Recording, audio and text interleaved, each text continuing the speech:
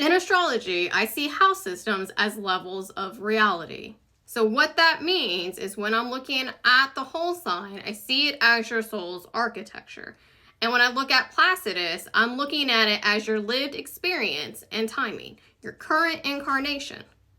So I personally see whole sign as what is showing up in your incarnation for you to develop. And Placidus is showing how and when that development appears in real life, whether that's money, people, and events. So a good analogy is like, think of whole sign as the hologram, and Placidus is this camera angle that's moving through it. So nothing's contradicting, it's just one is animating the other. So I'm going to give you an example for Cancer rising, since that is my own chart. And Neptune and Saturn are both entering Aries in 2026. So for Cancer rising, Aries is the 10th house by whole sign. So it tells us the core lesson of that transit is about public identity, leadership, authority, and visibility, right? Those are those 10th house themes. So it's not optional soul work, it's structural. And Saturn's here is asking you to take responsibility for how you lead.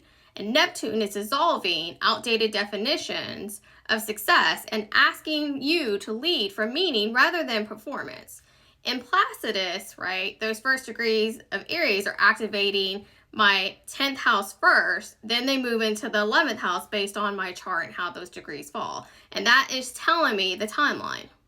So for me personally, there is first a redefinition of my role, reputation, and authority in the world. Then that role is going to expand outward into community, audience, collective impact, and future-oriented goals because it's shifting into my 11th house. So whole sign is telling me what the chapter is about, and Placidus is telling me how that chapter unfolds scene by scene. I personally don't like seeing birth charts as a flat map. I see them as a hologram. And I think when you blend systems and you stop asking which one is correct and start asking what dimension are you reading, that's where astrology stops being descriptive and starts being initiatory. I personally strategize using my birth charts in different house systems and the transits hitting it, and you can too.